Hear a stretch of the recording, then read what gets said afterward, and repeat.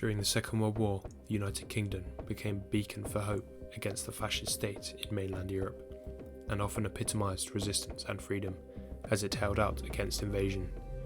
What is little known, however, that some parts of the UK were in fact invaded and occupied by the Germans, more specifically the Channel Islands, which suffered a long and arduous occupation from July 1940 through to May 1945. Before the German occupation during World War II, life in the Channel Islands was relatively peaceful, idyllic and remote. The Channel Islands, including Jersey, Guernsey, Alderney, Sark and several smaller islands, are located in the English Channel, closer to France than to mainland Britain. The islands had a unique cultural blend of British and French influences, reflecting their history of changing ownership over the centuries.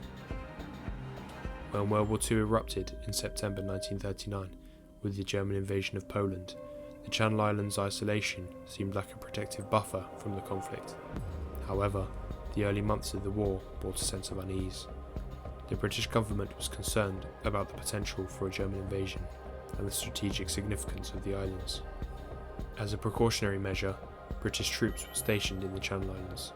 Defences were constructed and the islands braced for the possibility of conflict, as islanders saw the construction of coastal fortifications, bunkers and pillboxes. As the war unfolded, the situation in Western Europe changed rapidly. In May 1940, Nazi Germany launched its Blitzkrieg offensive, rapidly conquering France, Belgium and the Netherlands. The British Expeditionary Force, along with French and Belgian troops, was forced to evacuate from Dunkirk in a desperate operation that saved over 330,000 men, but left much of their equipment behind. In the face of this German onslaught, the British government had to make difficult decisions about how to allocate its limited resources. In June 1940, it became clear that the Channel Islands could not be defended effectively given their proximity to the French coast, which was now occupied by the Germans. As a result, on the 17th of June 1940, the British government made the painful decision to demilitarise the Channel Islands. This meant that the island's defences were dismantled and the military forces were withdrawn. This move was intended to prevent unnecessary loss of life and destruction, as any attempt to defend the islands would have likely resulted in their occupation. The demilitarisation was followed by evacuations. The British authorities decided that it was best to evacuate a significant portion of the civilian population, especially women and children, to mainland Britain. This was done to ensure their safety and because it was uncertain how the situation would develop. The evacuations began in June 1940 and continued in several waves. Families were separated and the islanders faced the heartbreaking prospect of leaving their homes, businesses and possessions behind. Many were uncertain if they would ever return. The evacuees faced challenges on the mainland, where they often lived with host families or in temporary accommodations. It was a difficult period, marked by uncertainty and homesickness. The decision to demilitarise and evacuate was a difficult one, but it was made to protect lives and minimise destruction. Little did the islanders know that the German occupation, which began in July 1940, would last for nearly 5 years and bring its own set of challenges and hardships, transforming the peaceful islands into a theatre of war and resistance. Life under occupation. The German occupation of the Channel Islands during World War II is a unique chapter in history and brought significant changes to the lives of the islanders and left a lasting impact on their communities. The German occupation of the Channel Islands began shortly after the fall of France in 1940.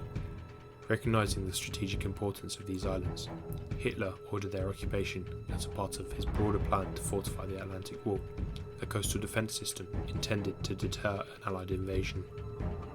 The Germans launched Operation Green Arrow, a peaceful invasion, on June 30th, 1940.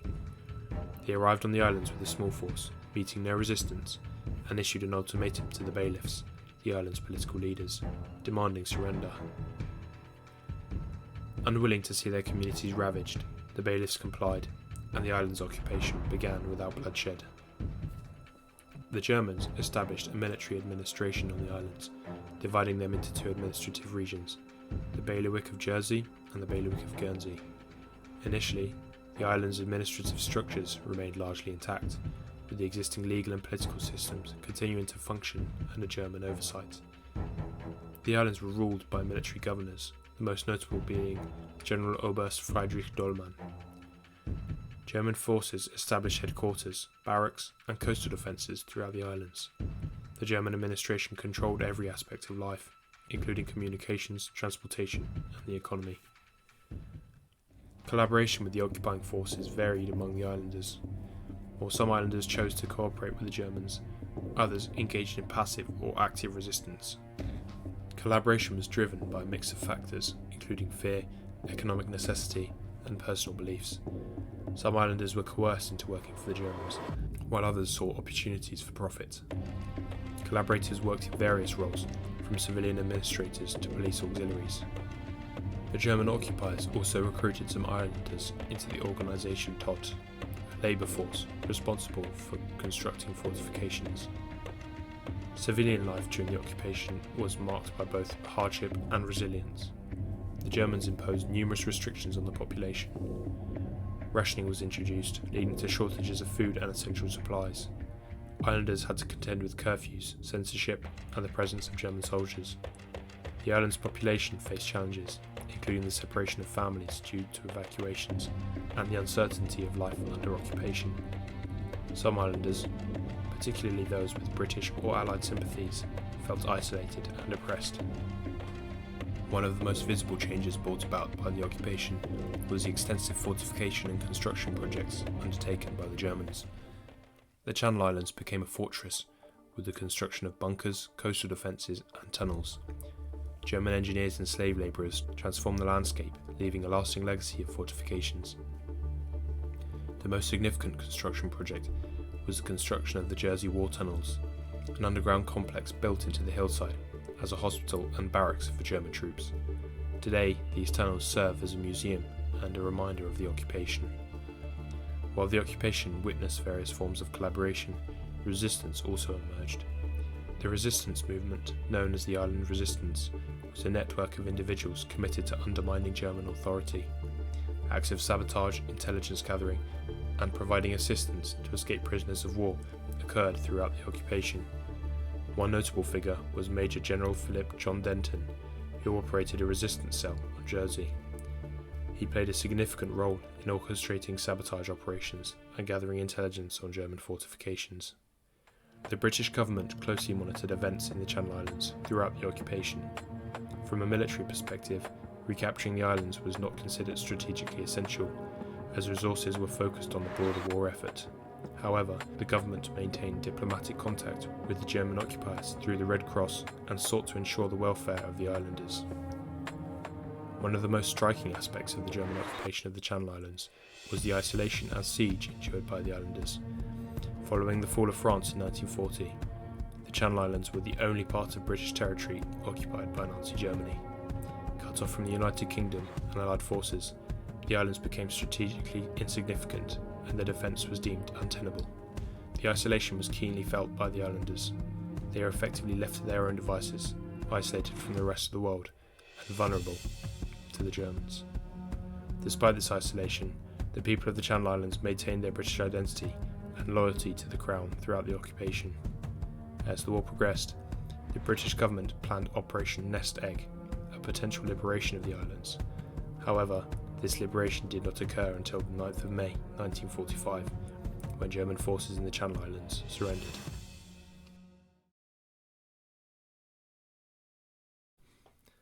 Liberation and legacy. The liberation of the islands began with a siege, during which the islanders faced numerous challenges. The Germans imposed strict regulations and controls on the population, including curfews, rationing, and censorship.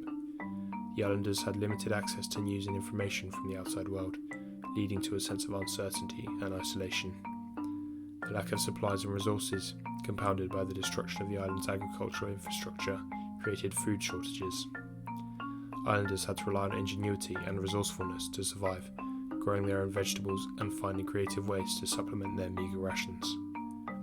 The liberation of the Channel Islands began on the 8th of May 1945, known as VE Day, when Germany formally surrendered to the Allied forces. the islanders received news of the surrender with joy and relief.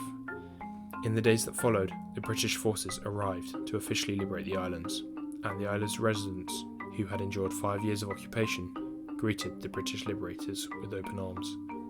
Celebrations erupted across the islands, with street parties, parades, and the ringing of church bells. The population was finally free from the restrictions and hardships imposed by the occupation. The legacy of the German occupation of the Channel Islands is a complex and multifaceted one, with lasting impacts on the island's culture, infrastructure, and identity. The experience of living under occupation, the divisions within communities, and the memories of wartime hardship continue to influence the island's identity. The occupation is a central theme in the island's historical narrative, with museums, monuments, and memorials dedicated to preserving the memory of those challenging years. The German occupation brought extensive changes to the landscape of the Channel Islands. The fortifications and bunkers, constructed by the Germans, remain a visible reminder of the occupation. Some of these structures have been repurposed, while others serve as historical sites and museums. The extensive network of tunnels, such as the Jersey Wall tunnels, attract visitors interested in learning about this unique aspect of the island's history. The legacy of resistance and collaboration during the occupation is another facet of the island's history. Islanders who participated in resistance efforts are remembered and celebrated, while the action of collaborators continue to be a topic of discussion and reflection. The complex choices individuals faced during the occupation serve as a reminder of the moral dilemmas posed by such extraordinary circumstances. After the liberation, the Channel Islands faced the challenge of reconciliation. Some islanders who had collaborated with the Germans faced social and legal consequences, while others were forgiven of their actions, with them being understood within the context of the time. Reconciliation efforts aimed at healing divisions within communities and bringing the islanders together once more. The occupation's legacy has become an important aspect of the island's tourism and education sectors. Visitors come to the Channel Islands to explore the historical sites, museums, and exhibits related to the occupation. Educational programs and initiatives help ensure that the lessons of the occupation are passed down to future generations. The memory of those who lived through the occupation, both those who resisted and those who endured, remains a vital part of the island's historical narrative. As the years pass, the Channel Islands remain committed to preserving the lessons of the past and ensuring that the legacy of the occupation serves as a reminder of the resilience and unity of their communities in the face of adversity. Thank you for watching this video. If you enjoyed it, then please give it a like. And for more amazing tales and thrilling stories, don't forget to subscribe to Uncovered Secrets. Also, hit the bell icon to stay notified for every release.